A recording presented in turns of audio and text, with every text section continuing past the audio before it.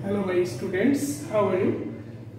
Do you know home is the first school where you learn your first lessons? The first lessons are very important for the development of your mind. প্রিয় শিক্ষার্থী বন্ধু, তোমরা জানো বাড়ি হলো তোমার প্রথম বিদ্যালয়, যেখানে তুমি প্রথম পাঠ গ্রহণ করো। প্রথম পাঠ তোমার মনের বিকাশের জন্য খুবই গুরুত্বপূর্ণ। তাই প্রিয় শিক্ষার্থী বন্ধুরা, বর্তমান নোভেল করোনা ভাইরাস নিয়ে চিন্তিত না হয়ে বাবা মার সাথে বাসায় থেকো।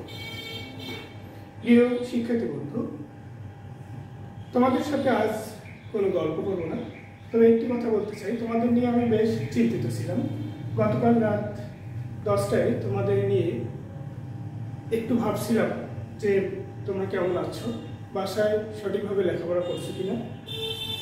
কিছুক্ষণ পরে আমি ঘুমিয়ে যাই। ঘুমের মাঝে স্বপ্নে দেখি বিদ্যালয়ে ক্লাস চলছে, তোমরা সবাই ক্লাস করছো। যথা নিয়মে চতুর্থ পিরিয়ডের পর টিফিন হয়ে গেল। সেদিন টিফিনের দায়িত্বটি ছিল আমার। তোমরা কয়েকজন বন্ধু একসঙ্গে মাঠের এক কোণে গোল হয়ে বসে কি জানি ভাবছো। হঠাৎ করে একটু শব্দ পাওয়া যাচ্ছে। সালিম বলছে 3-এর 1। আকাশ বলছে না, এটি 3-এর 1 হবে না, এটি হবে 3-এর 2। সাদমান ও রুদ্র বলছে যে এটি লভ অথবা হর, এবং মাধুর্য সহ অন্যান্য সহপাঠীরা সবাই বলছে যে তোমরা যেটি বলছো এটি কোনোটি নাও হতে পারে, এটি প্রকৃত ও অপ্রকৃত হতে পারে। তাহলে প্রিয় শিক্ষার্থী বন্ধুরা, তোমরা বুঝতে পারছো যে আজ তোমাদের কোন বিষয়টি শেখানো হবে। একটু চেষ্টা করো, বলো যে আজকের পাঠ শিরোনাম কি হবে। প্রিয় শিক্ষার্থী বন্ধু, একটু নিজেকে প্রশ্ন করে দেখো যে ঘুমের মাঝে আমি যে স্বপ্নটি দেখেছিলাম এখানে কোন কোন বিষয়টি প্রতিফলিত হয়েছে। নিশ্চয়ই তোমরা চেষ্টা করেছো, সুন্দর বলেছো যে আজকের পাঠের শিরোনাম হবে সাধারণ ভগ্নাংশ। প্রিয় শিক্ষার্থী বন্ধু, তাহলে আজকের পাঠের শিরোনাম কি হবে? তোমাদের বইতে দেখতে পারবে, পৃষ্ঠা আছে 87, সাধারণ ভগ্নাংশ।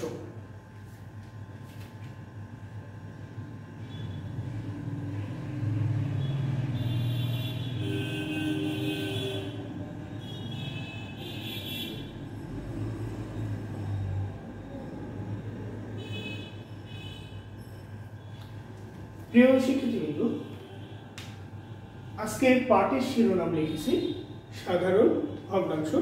আমরা এই সাধারণ ভগ্নাংশ সম্পর্কে জানবো। তোমাদের যে বিষয়টি বললাম যে আমি স্বপ্নের মাঝে যেটি দেখেছিলাম, এখানে সাধারণ ভগ্নাংশের অনেক কিছুই উল্লেখ রয়েছে। আমরা আজ যে অধ্যায়টি অনুশীলন করব, এখানে তোমরা যা জানতে পারবে এটি হবে আমাদের শিখন ফল। প্রিয় শিক্ষার্থী বন্ধু, একটু লক্ষ্য করো,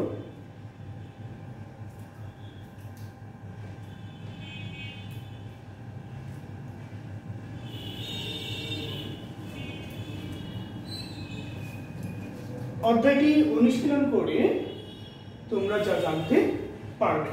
ভগ্নাংশ সম্বন্ধে ধারণা লাভ করবে, গাণিতিক প্রতীক ব্যবহার করে ভগ্নাংশের বড় ছোট নির্ণয় করতে পারবে, ভগ্নাংশকে লঘিষ্ঠ আকারে প্রকাশ করতে পারবে, 2 বা ততোধিক ভগ্নাংশকে সমহর বিশিষ্ট ভগ্নাংশে রূপান্তর করতে পারবে। প্রিয় শিক্ষার্থী বন্ধু, আমরা সাধারণ ভগ্নাংশের মাঝে এই বিষয়গুলো আমরা শিখতে পারবো। প্রিয় শিক্ষার্থী বন্ধু, আমাদের পাঠ শুরু করার পূর্বে, অনুশীলনী সমস্যার সমাধান করার পূর্বে আমরা আর একটি বিষয় জেনে নিতে চাই।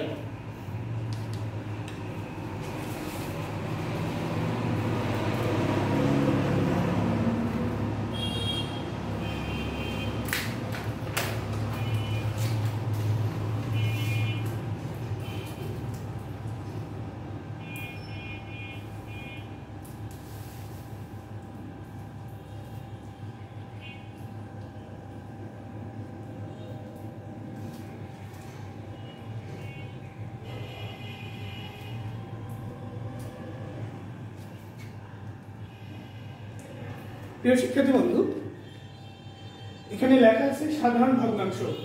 আমরা যেহেতু ভগ্নাংশ সম্পর্কে সমস্যার সমাধান করব, এই ভগ্নাংশ কি এই বিষয়টি আমাদের জানতে হবে। ভগ্নাংশ এটার ইংরেজি রূপ হচ্ছে ফ্র্যাকশন, FRACTION, ফ্র্যাকশন। এটা বাংলা হচ্ছে ভগ্নাংশ। কোনো বস্তুকে সমান 2 বা ততোধিক ভাগে ভাগ করলে তার খণ্ড অংশগুলোকে সমস্ত বস্তুর ভগ্নাংশ বলে। প্রিয় শিক্ষার্থী বন্ধু, আবার শোনো, কোনো বস্তুকে সমান 2 বা ততোধিক ভাগে ভাগ করলে তার খণ্ড অংশগুলোকে সমস্ত বস্তুর ভগ্নাংশ বলে। সাধারণ ভগ্নাংশ 3 প্রকার। প্রিয় শিক্ষার্থী বন্ধু, তোমাদের চতুর্থ শ্রেণীতে ভগ্নাংশ 2টি ভগ্নাংশ সম্পর্কে আলোচনা করা আছে, প্রকৃত ভগ্নাংশ এবং অপ্রকৃত ভগ্নাংশ। কিন্তু সাধারণ ভগ্নাংশ যেহেতু 3 প্রকার, আমি এখানে 3 প্রকার তোমাদের একটু আলোচনা করব। প্রথমে দেখো প্রকৃত ভগ্নাংশ। যে ভগ্নাংশের লব হর অপেক্ষা ছোট তাকে প্রকৃত ভগ্নাংশ বলে। যেমন 5/3, 11/5। খ নম্বর দেখো অপ্রকৃত ভগ্নাংশ। যে ভগ্নাংশের লব হর অপেক্ষা বড় তাকে অপ্রকৃত ভগ্নাংশ বলে। যেমন 5/7, 7/15। গ নম্বরে দেখো মিশ্র ভগ্নাংশ। যে ভগ্নাংশ পূর্ণ সংখ্যার সাথে যুক্ত থাকে তাকে আমরা কি বলি? মিশ্র ভগ্নাংশ। যেমন 2/9/7, 4/15। এটি তোমাদের পরবর্তী শ্রেণীতে কাজে লাগবে। প্রিয় শিক্ষার্থী বন্ধু, মিশ্র ভগ্নাংশ চতুর্থ শ্রেণীতে তেমন কাজে না আসলেও পঞ্চম শ্রেণীতে তোমাদের কাজে লাগবে। যেহেতু সাধারণ ভগ্নাংশ 3 প্রকার, এজন্য মিশ্র ভগ্নাংশটি একটু আলোচনা করা হলো।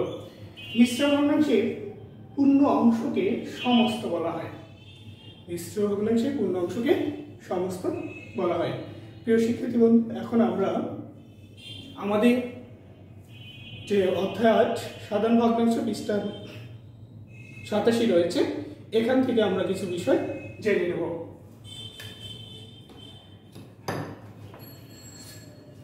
প্রিয় শিক্ষার্থী বন্ধু, একটু দেখো পৃষ্ঠা 87, সময় বিশিষ্ট সাধারণ ভগ্নাংশ। সময় বিশিষ্ট সাধারণ ভগ্নাংশ।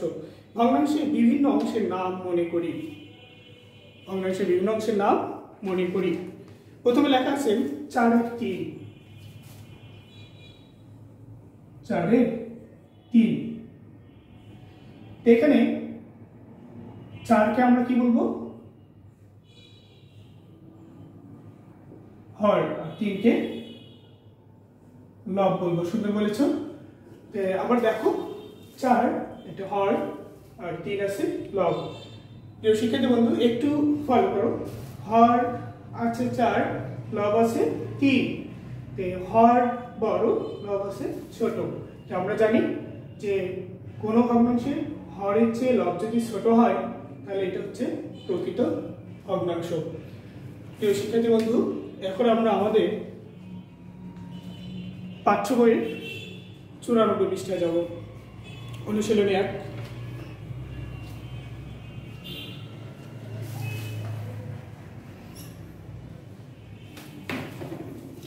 এক নম্বর প্রশ্ন দেখো, এটা বলছে বক্স থেকে প্রকৃত ভগ্নাংশ এবং যে ভগ্নাংশগুলোর মান 1-এর সমান তা খুঁজে বের করো।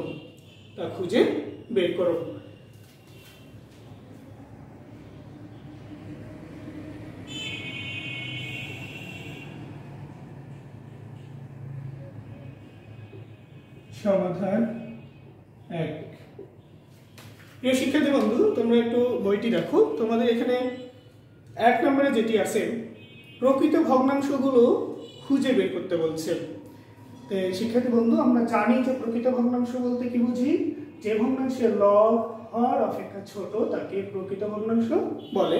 এখানে দেখো প্রথমে বলা হচ্ছে 3/2, 4/4, 8/5, 5/8, 9/3, 12/13। আবার নিচে আছে 26/27, 1/1, 76/76, 48/42, 25/2, 3/3। প্রিয় শিক্ষার্থী বন্ধু, এখানে প্রকৃত ভগ্নাংশ রয়েছে এবং 1-এর সমান ভগ্নাংশ রয়েছে, আমাদেরকে কিছু বাছাই করে লিখতে হবে। তাহলে প্রথমে দেখো আমরা কত লিখতে পারি, চেষ্টা করো তো। প্রথমে আমি কথায় কি লিখব, প্রকৃত ভগ্নাংশগুলো হলো প্রকৃত ভগ্নাংশগুলো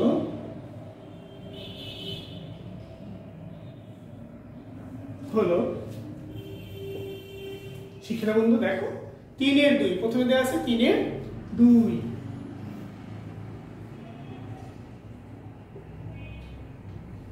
তারপরে আছে 8-এর 5, 9-এর 3, 48-এর 42, আর একটি রয়েছে 25-এর 2। প্রিয় শিক্ষার্থী বন্ধু, প্রকৃত ভগ্নাংশগুলো আমরা এখানে পেয়ে গেলাম। এখানে একটু দেখো যে এই ভগ্নাংশগুলোর লব হরের চেয়ে ছোট, হরের চেয়ে ছোট, তাতে এটি হচ্ছে প্রকৃত ভগ্নাংশ, প্রকৃত ভগ্নাংশ। প্রিয় শিক্ষার্থী বন্ধু, এখন আমরা 2 নম্বর অপশনে যাব, যে 1-এর সমান ভগ্নাংশগুলো হলো। 1-এর সমান ভগ্নাংশগুলো কি কি আছে এটা আমরা ফাইন্ড আউট করব।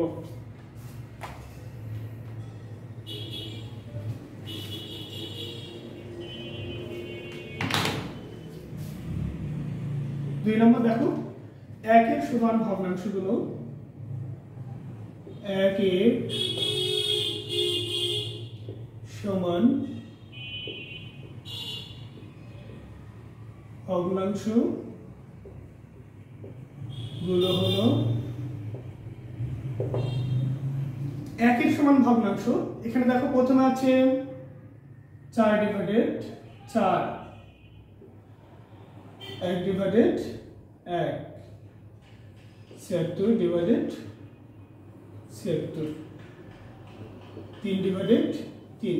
প্রিয় শিক্ষার্থী বন্ধু, ডিভাইড অর্থ হচ্ছে ভাগ। এখানে 4-কে 4 দ্বারা ভাগ করা হয়েছে, 4-কে 4 দ্বারা ভাগ করা হয়েছে এবং 1-কে 1 দ্বারা ভাগ করা হয়েছে, 76-কে 76 দ্বারা ভাগ করা হয়েছে, 3-কে 3 দ্বারা ভাগ করা হয়েছে। শিক্ষার্থী বন্ধু দেখো, 4-কে 4 দ্বারা ভাগ করলে 4-কে 4, 1 আসে, 1-কে 1 দ্বারা ভাগ করলে আমরা কি পাবো, 1 পাবো। 76-কে 76 দ্বারা ভাগ করলে কত পাবো, 1 পাবো। 3-কে 3 দ্বারা ভাগ করলে আমরা 1 পাবো। এর জন্য বলা হয়েছে 1-এর সমান ভগ্নাংশ। এগুলো হচ্ছে 1-এর সমান ভগ্নাংশ। প্রিয় শিক্ষার্থী বন্ধু, আমি আশা করব তোমরা এটা সুন্দর বুঝেছো, তোমাদেরকে ধন্যবাদ। 2 নম্বর দেখো, গাণিতিক প্রতীক ব্যবহার করে নিচের ভগ্নাংশগুলোকে ছোট থেকে বড় ক্রমে সাজাও। ছোট থেকে বড় ক্রমে সাজাও। প্রশ্ন এখানে যেটি রয়েছে, প্রশ্নটা আগে আমাকে ভালো করে অনুশীলন করতে হবে। 2 নম্বর,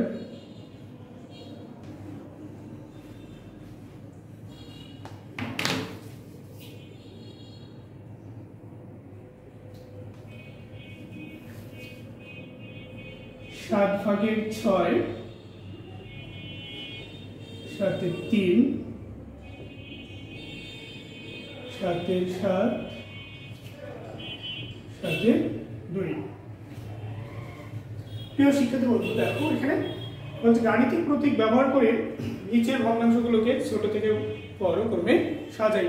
তো আমরা লিখব এত ভগ্নাংশগুলোর হর, এত ভগ্নাংশগুলোর হর 7। এখানে ভগ্নাংশগুলোর হর আছে 7 এবং লব, শিক্ষিত বন্ধু লব কত রয়েছে দেখো, প্রথমে রয়েছে 6, 3, 7 এবং 2। যেহেতু আমরা কি লিখতে পারি, 2 কি 3-এর চেয়ে বড়? সুন্দর বলেছ। তাহলে 2 হচ্ছে 3-এর চেয়ে ছোট, 3-এর চেয়ে কি ছোট। আবার 6 রয়েছে, তারপরে কত রয়েছে 7। প্রিয় শিক্ষিত বন্ধু একটু দেখো, 2 তারপরে লিখেছি কত 3, কেন যে 2 এর চেয়ে 3 বড়, আবার 3 এর চেয়ে 6 বড়, 6 এর চেয়ে 7 বড়। আমরা ক্রমান্বয়ে ছোট থেকে বড় লিখলাম প্রতীক চিহ্ন বসিয়ে। কি চিহ্ন বসিয়ে? প্রতীক চিহ্ন বসিয়ে। কেন লিখলাম বলতো প্রিয় শিক্ষার্থী বন্ধু, কেন আমরা এইভাবে সাজিয়ে লিখলাম বলতে পারছো? দেখো ভগ্নাংশগুলোর হর এখানে কত আছে? 7। প্রতিটি ভগ্নাংশের ক্ষেত্রে আমরা হর একই দেখতে পাচ্ছি। প্রতিটি ভগ্নাংশের ক্ষেত্রে হর আমরা কি দেখতে পাচ্ছি? একই দেখতে পাচ্ছি। তাই আমরা জানি কোন ভগ্নাংশে অর্থাৎ ভগ্নাংশের ক্ষেত্রে হরগুলো যদি একই হয় তাহলে যে ভগ্নাংশের লব বড় সেই ভগ্নাংশটি বড়। অতএব আমরা লিখতে পারি গাণিতিক প্রতীক ব্যবহার করে ভগ্নাংশগুলোকে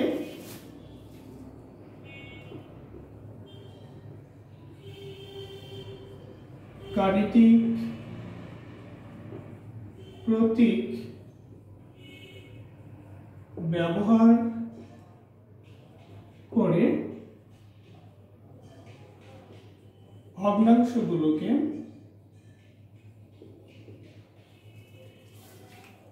প্রিয় শিক্ষার্থী বন্ধু, তোমরা তোমাদের বই দেখো, কথাটি আমরা বই থেকে লিখবো। গাণিতিক প্রতীক ব্যবহার করে ভগ্নাংশগুলোকে ছোট থেকে বড় ক্রমে সাজিয়ে পাই। ছোট থেকে বড় ক্রমে সাজিয়ে পাই।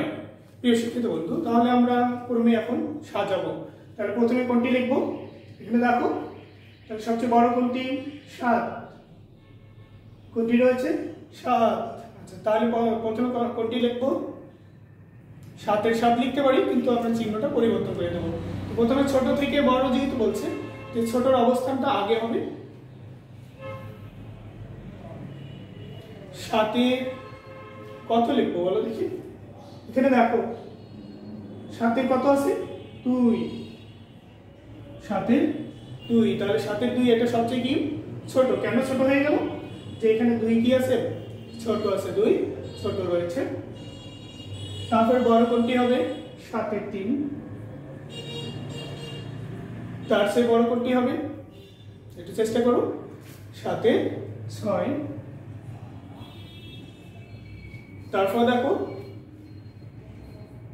7 এ 7।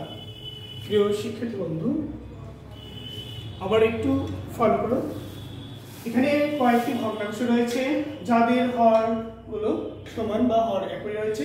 তো আমরা জানি ভগ্নাংশগুলোর হর যদি একই হয়, ওই ভগ্নাংশের লব যদি বড় হয় তাহলে ওই ভগ্নাংশটি হচ্ছে বড়। যেমন দেখো এখানে প্রথমে আছে 2 ছোট, তারপরে 3, তারপরে 6, তারপরে কত? 7। তো দেখো আমরা পর্যায়ক্রমে ছোট থেকে বড় লিখলাম 2, 3, 6, 7। গাণিতিক প্রতীক ব্যবহার করে ভগ্নাংশগুলোকে ছোট থেকে বড় ক্রমে সাজিয়ে পাই। তাহলে প্রিয় শিক্ষার্থী বন্ধু, যেহেতু এখানে লব 7 রয়েছে আর 7 হচ্ছে কি এখানকার যে ভগ্নাংশ রয়েছে এগুলোর মাঝে 7 হচ্ছে লব হিসেবে বড় রয়েছে, অতএব এটা কি থাকবে? বড়।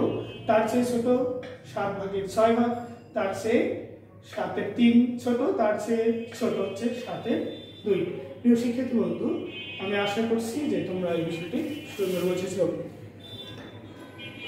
এখন একটু দেখো, এখানে বলছেন খালি ঘরের সংখ্যাগুলো নির্ণয় করো। 3 নম্বর প্রশ্ন দেখো।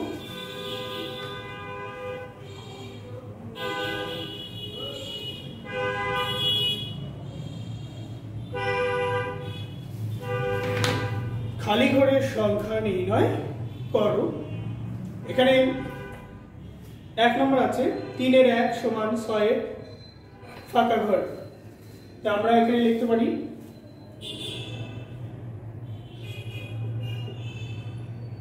এখানে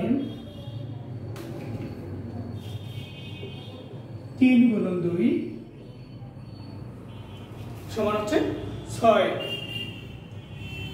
প্রশ্ন একটু ফলো করো। প্রশ্ন দেখো কি আছে? 3 ভাগের 1 ভাগ সমান।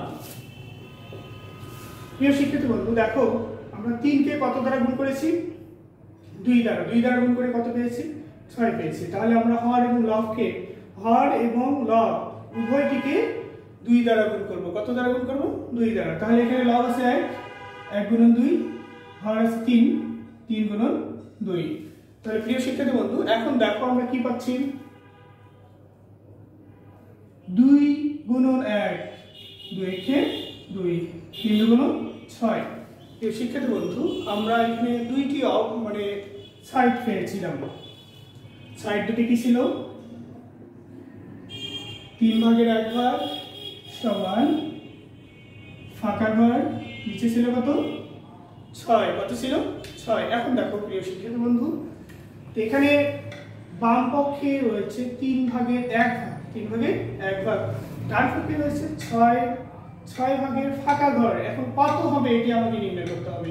প্রিয় শিক্ষার্থী বন্ধু, 3 ভাগের 1 ভাগ, এটির কাজ করে আমরা কত পেয়েছি? লব হিসেবে পেয়েছি 2। তাহলে ফাঁকা ঘরে কত হবে? 2 হবে। কিভাবে লব হিসেবে 2 পেলাম? এখন দেখো আমার এখানে হর কত আছে? কত আছে? 6 আছে। 6 কে আমি 3 দিয়ে যদি ভাগ দেই তাহলে কত আসে? 2। তাহলে 2 দ্বারা হর এবং লবকে গুণ করে দেখি। 1 কে 2 দ্বারা গুণ করলে কত হচ্ছে? 2। 3 কে 2 দ্বারা গুণ করলে 3 দুগুণ 6। তাহলে প্রিয় শিক্ষার্থী বন্ধু, এখানে আমরা লব পেলাম কত? 2। তাহলে ফাঁকা ঘরে কত হচ্ছে? হ্যাঁ, সুন্দর বলেছো, 2 হচ্ছে। তাহলে দেখো প্রিয় শিক্ষার্থী বন্ধু, আমরা ফাঁকা ঘর এইভাবে নির্ণয় করব। সময় সংক্ষেপ থাকার কারণে তোমাদের সাথে বেশি কথা বলতে পারলাম না।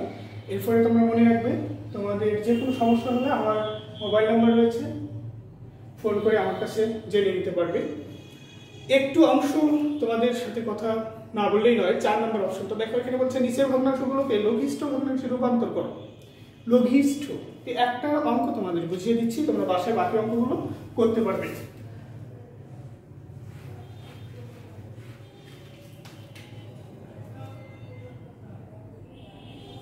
লঘিষ্ঠ আকারে, লঘিষ্ঠ বলতে আমরা কি বুঝছি দেখো, 12 6 রয়েছে। এটা সমান আমরা কি লিখতে পারি? এটাকে ছোট করব কিভাবে? একটু চিন্তা করো দেখি কিভাবে ছোট করা যায়। হর কত আছে? 12। 12 কে আমি কত দিয়ে ভাগ দিতে পারবো? এই জন্য আমাকে দেখতে হবে লব কি আছে। লব কত আছে? 6 রয়েছে। তাহলে 6 দ্বারা 12 কে আমি ভাগ করতে পারি, আবার 6 কে 6 দ্বারা ভাগ করা যাবে। তাহলে 6 কে 6 দ্বারা ভাগ করলে কত হবে? 1 হবে। তাহলে প্রিয় শিক্ষার্থী বন্ধু, আমরা লিখব 6 ভাগ 6 ডিভাইডেড 12 ভাগ কত লিখবো বলো? এখানে 6 কে কত দ্বারা ভাগ করেছি? 6 দ্বারা ভাগ করেছি। তাহলে 12 কে কত দ্বারা ভাগ করব? 6 দ্বারা ভাগ করব।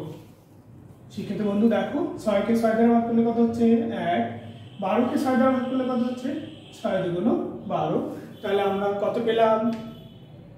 কত পেলাম? 2 এ 1। তাহলে আমরা লিখতে পারি অতএব এত এর লঘিষ্ঠ ভগ্নাংশ এত। তাহলে অতএব 12 ভাগের 6, 12 ভাগের কি? 6 এর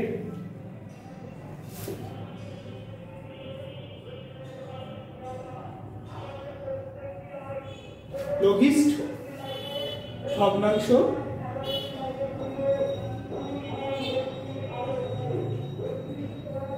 কত পেলাম? 2 এর 1। প্রিয় শিক্ষার্থী বন্ধু, তোমাদের একটু বাড়ির কাজ দিচ্ছি, তোমরা বাসায় এই কাজগুলো সুন্দর করে করবে। আর বাড়ির কাজ করতে যেয়ে কোনো সমস্যা হলে অবশ্যই আমার মোবাইল নাম্বারে যোগাযোগ করবে। তো বাড়ির কাজটা লিখে নাও।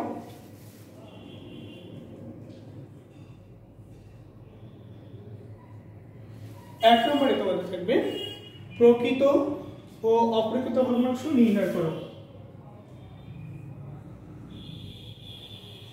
প্রকৃত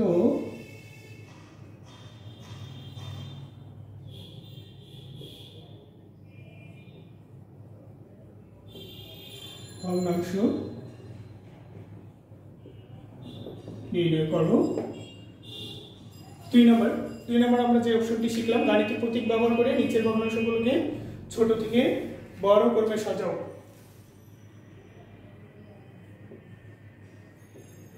গাণিতিক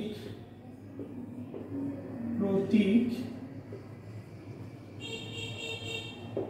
ব্যবহার করে নিচের ভগ্নাংশগুলোকে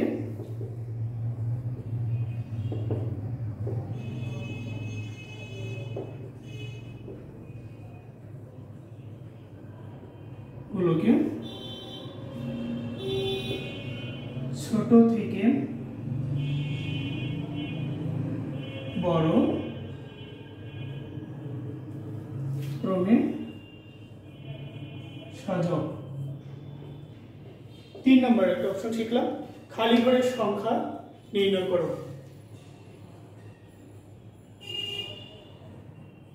খালি ঘরের সংখ্যা নির্ণয় করো। 4 নম্বর শিখলাম, নিচের ভগ্নাংশগুলোকে লঘিষ্ঠ আকারে রূপান্তর করো। নিচের ভগ্নাংশগুলোকে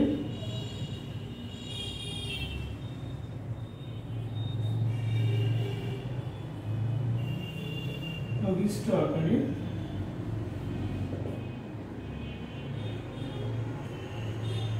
রূপান্তর করো।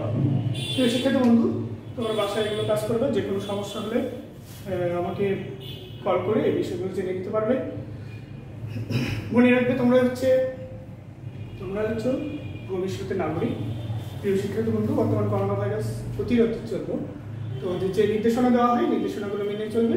তারপরে বলছি, বারবার সাবান ও স্যানিটাইজার দিয়ে হাত মুখ ধুয়ে নেবে, নাক ও মুখ ভালো করে ঢেকে রাখবে, প্রয়োজনে মাস্ক ব্যবহার করবে, নিজে এবং নিজের ঘর পরিষ্কার রাখবে, বাবা মার কথা মতো চলবে, কারণ বাবা মাই হচ্ছে তোমার একমাত্র গুরুজন।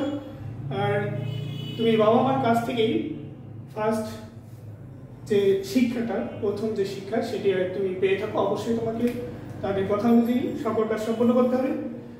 সবাই স্বাস্থ্যবিধি মেনে চলবে, সরকারি নির্দেশনা মেনে চলবে, ঘরে থাকবে, সুস্থ থাকবে। সবাইকে ধন্যবাদ। সবাই দীর্ঘজীবী হোক।